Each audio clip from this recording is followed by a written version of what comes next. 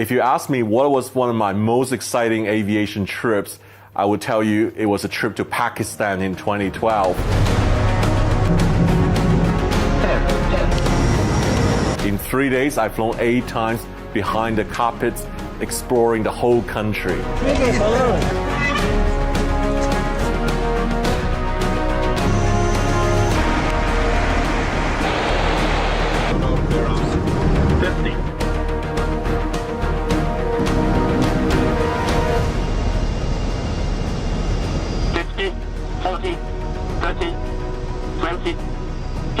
My Pakistan trip started from Dubai. It was organized by my good friend Arush. He was a PIA pilot at that time. It wasn't easy to go to Pakistan, so security was a big concern for me. We arranged a tour of the country together where I picked him up from Dubai and flew him into Karachi. And then over just a weekend, over 2 days, we did 8 flights across the country, going up to Islamabad, Lahore, Gilgit, and then back to Karachi. All of that just over the weekend, whirlwind tour where we did some great spotting across the country and had a good time, ate some great food as well, and gave Sam a brief tour of what the country was like and hope he can come back soon. Having Arush actually as the first officer on that flight really calms my nerve, and I start to feel very comfortable. Sam and I were lucky to fly the 310 together, and the 310, if you remember, was a hybrid in-between sort of aircraft from the A300. They shortened it and put bigger engines on it, so it became an overpowered aircraft, which was sort of a mix of the analog and the digital. On our flight, we actually had lots of labor. They were checking in lots of baggage and some even checking a bottle of holy water. We had about an hour delay out of Dubai. We departed among a lot of A380 and 777 out of Dubai around 3:50 in the morning.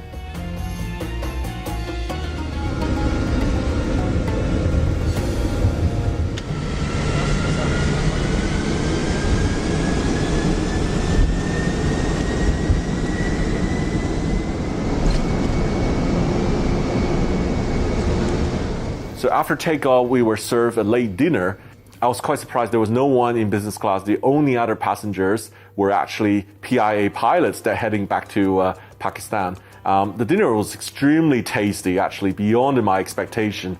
And then to wash it all down, we have a dessert called Bafi, and the flight attendant were also extremely friendly. And I was taken by surprise. Honestly, I was going to a country very little known, and there were a lot of negative in the press about Pakistan. But then, during the flight, I started warming up and I started feeling good about going to Pakistan. And towards the end of the flight, we started to see the sunrise over the horizon as we're flying eastbound. And we had very foggy weather in Karachi just before we land, but it was a good landing, and I was really glad that I flown on the A310 again. 50, 40, 30, 20, 10.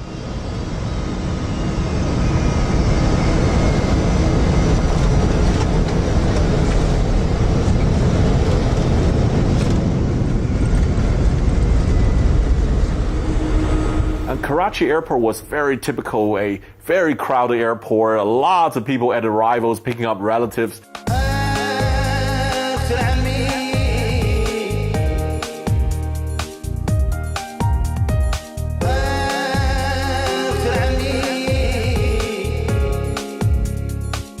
I had a couple-hour rest in Karachi before in the afternoon getting on my second flight, which was a 777-200 ER from Karachi to Islamabad. It was great at that time. In Pakistan, you can still fly a lot of wide-body airplane across domestic flights, and we took off around 4 p.m.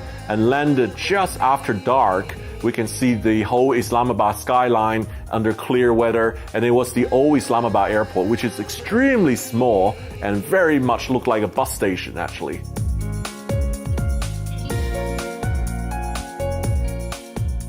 Then I overnighted at Islamabad Marriott Hotel, which was actually famous to being bombed a while back, so it was heavily fortified in the entrance to go in, and had a really great tasty Pakistani food.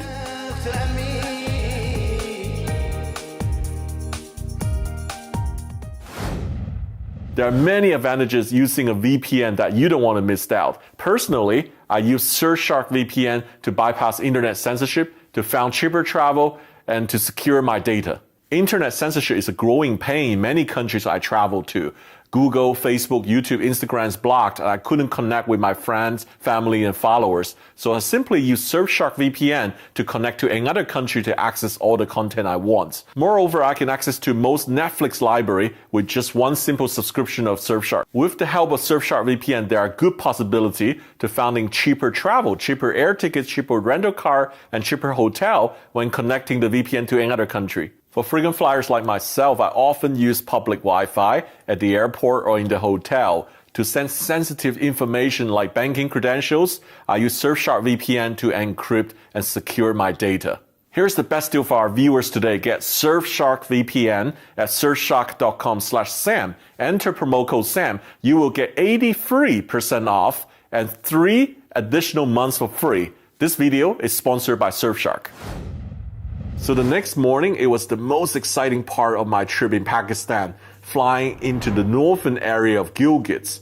I have no idea how much of a thrill was on that flight. So one of the flights we did with Sam was from Islamabad up into the mountains in Gilgit, which is a very unique kind of flight because it's all visual rules flight, which operates every morning. You never know if it's going to go, basically, because it depends so much on the weather at the destination, which is Gilgit. So literally you rock up to the airport and there's a guy in the hills above Gilgit who checks the weather every morning and calls the airport and says, yes, the valley is clear, I can see in, the airplane can come in today. Fortunately, the flight eventually ran and we got on the flight. It was an ATR 42. It actually has a premium economy section in the front with one row reverse facing the other and then economy in the back. We took off in the early morning. Within 15 minutes of departure, we start seeing snow-capped mountain, and we were flying really, really close to these mountains.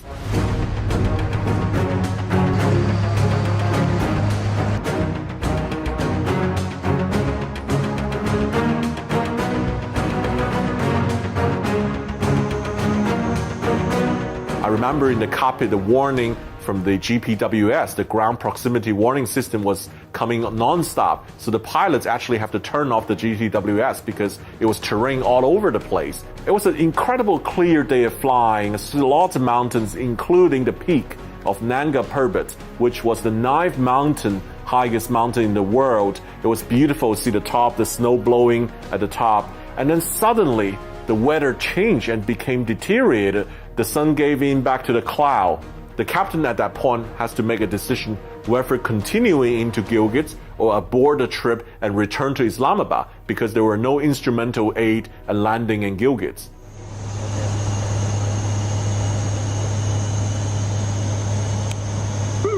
You may know that we've lost a number of aeroplanes in that area due to the high terrain. The flight itself starts with only the departure station weather and the destination weather. In between the high mountains, and there is no meteorological reporting there. So the airplane took off. If the weather en route was bad, it would come back. So fortunately, the visibility was still good to allow us to make all the way into Gilgit. So we continued the flights. And that was really an exciting flight because it was flying so close to all the mountains. I remember coming into Gilgit, we made a huge left turn to avoid the mountaintop in front. And then we started to do a steep descent into the airport. And talk about the airport, I didn't see it. When we were on final approach, I still didn't see the airport. It was actually hidden in the fog with a mountain line of trees. Only about 3 or 4 seconds before the touchdown, we finally saw the airport runway. It was that close and that tricky.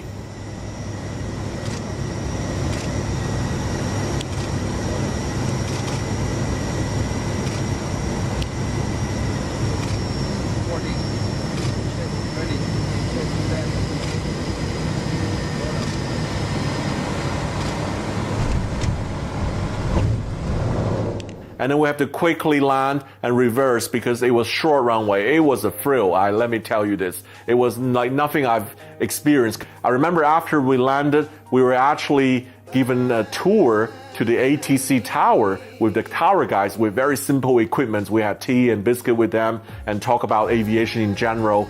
Later of the day, the PIA local station chief were actually giving us a tour around Gilgit. He took us to Serena Gilgit Hotel to have breakfast and to look around the Rift Valley with lots of suspension bridges. The surprising part to most foreigners about Pakistan is the northern area. There is tremendous potential there. It's beautiful and it's untouched. It's virgin area.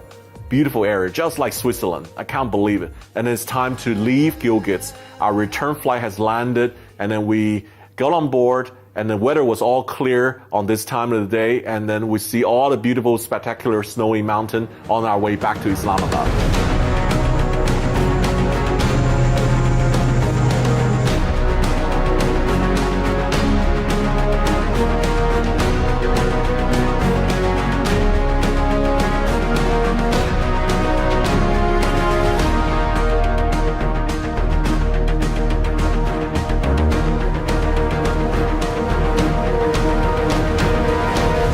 Islamabad is a beautiful green city at the foothills of the Margalas, which is a modern city, very well laid out, sparsely populated compared to the other cities, and really worth a visit to, as Sam saw. Within an hour you can be up in the mountains, about 6,000 feet altitude. In the winter it's snowy there, there's some snow and some lovely resorts there as well. I have to admit, I really like the food in Pakistan. I love the grills, all the meats. And also they have a special version of Chinese Pakistani food, which is very close to Chinese food. So I love the hospitality of the people in Pakistan. They treat you like royalty. There were very, very few countries the people were so interested in you. And any foreign tourists, any Western foreign tourists going to Pakistan will instantly get treated like celebrities. They were just so warm-hearted. People invite you to go to their house, and they love having a good time with you. For his flight back from Islamabad to Karachi, he got a little delayed enjoying the food up in the hills. And he got to the airport 10 minutes before departure time of the flight. And the captain was waiting outside the airport at curbside to pick Sam up and grabbed his bags for him, rushed him through security and took him straight onto the airplane. And the flight departed ahead of time, despite all that. So that's how well people get treated over there.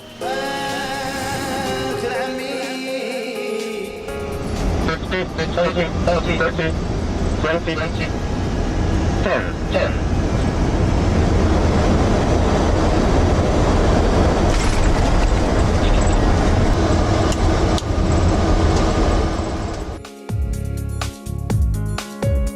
So the next day, another exciting trip ahead. It was flying the 747-300. At that time, PIA 747 were mainly doing Saudi Arabia, Hajj, and Umrah charters. And also, they were doing ad hoc domestic runs between Karachi and Lahore. I was expecting probably a quiet flight, 100 passenger, and I was wrong. Almost 500 passengers rocked up to the flight, and then the entire boarding process took about an hour, about half of the length of the flight itself. In fact, the entire jumbo was economy class. The upper deck has better legroom. They had the economy plus section on it, and the entire lower deck was mounted with very large overhead bins because of lots of luggages. I was sitting behind Captain Safar on the 747 and watching him training other junior pilots on the right-hand seat.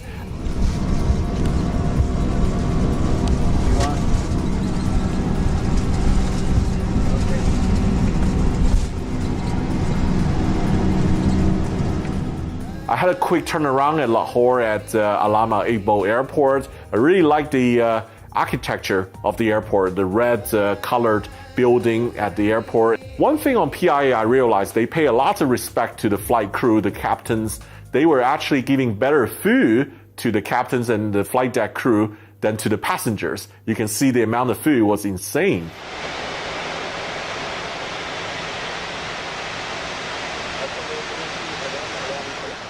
When I landed back at Karachi, and I was then given a tour at the PIA maintenance site, and then there were lots and lots of old airplanes parked up, and then lots of 747 at that time was dismantled. It was really sad to see the states. Lots of A310s, Tupolev 154, Bach 111, Shaheen 737-200 were all there. And then to end the day, we went to a young engineer's house. His name was Zain, and then we had a good time spotting at his rooftop.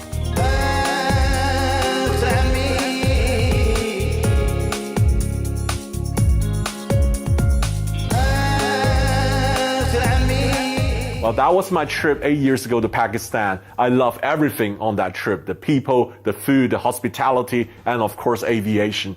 And I only know one thing, I will be back.